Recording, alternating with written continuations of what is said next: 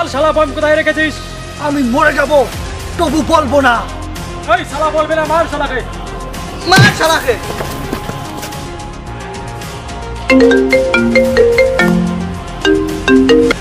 Hello, কি bomb পাওয়া গেছে? বস, বোম পাওয়া গেছে। কি? ভারতবর্ষকে এখন ধ্বংস করে দেবো। ভারতবর্ষকে আমার হাত থেকে কেউ বাঁচাতে পারবে না। তাহলে একে কি করবো? শালাকে মেরে নদীতে ভাসিয়ে দে।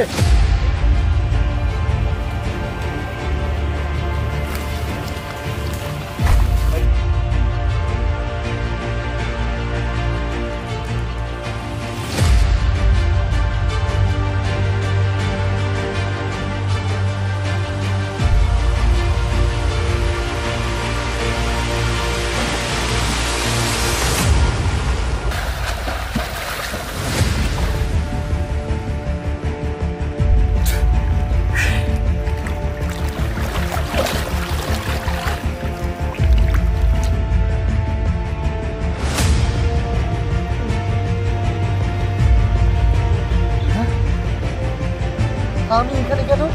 তোমরা যদি ভেসে যাচ্ছিলে, আমি তোমাকে দেখে তুলে নিয়ে আসলাম। নদীতে ভেসে আসলে ভারতবর্ষকে এখন ধ্বংস করে দেবো। ওরা ভারতবর্ষকে ধ্বংস করে দিবে। আমাকে এক্ষুনি যেতে হবে। আমার ভারতবর্ষকে বাঁচাতে হবে। আমাকে বাঁচাতেই হবে ভারতবর্ষকে। আমি গেলাম ভাই।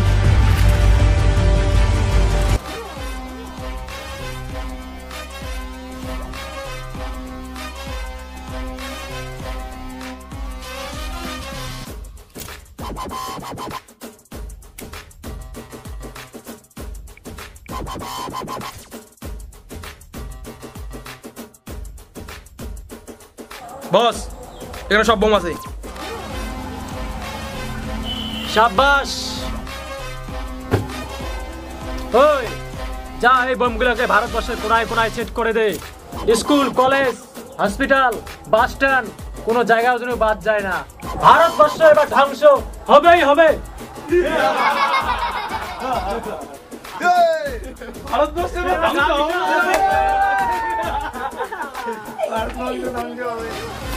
চলো যাও।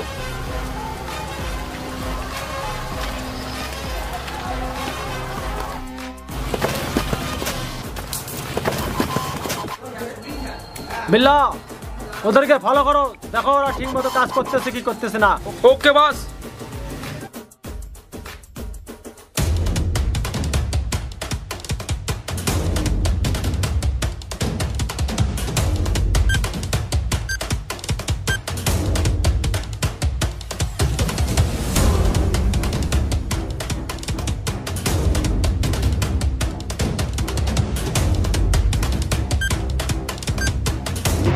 বিল্লা, বোম ঠিকঠাক লাগাইছে তো? একদম। সাবাস বিল্লা, এবার ভারতবর্ষ ধ্বংস হয়ে যাবে।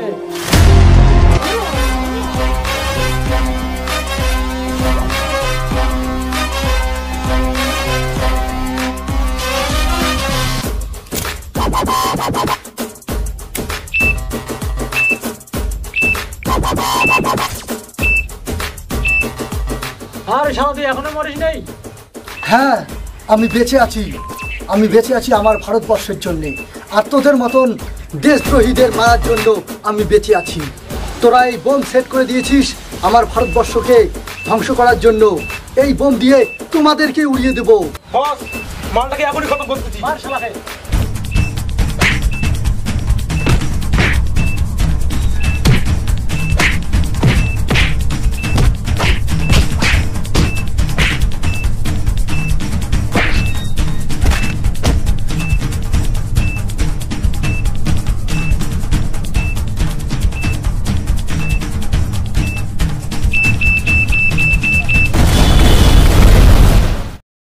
অনেক অনেক ভালোবাসা সেই সকল যোদ্ধাদের, যাদের জন্য আমরা প্রত্যেকটি মানুষ রাত্রে নিশ্চিন্তে ঘুমোতে পারি, যাদের জন্য ভারতের প্রতিটা মানুষ নিরাপদে থাকতে পারে। একজন যোদ্ধা সে নিজের দেশকে রক্ষা করার জন্য নিজের প্রাণ দিতে পিছুপা হয় না। এই সকল যোদ্ধাদের জানাই শ্রদ্ধা, সম্মান আর অনেক অনেক শুভেচ্ছা ও ভালোবাসা।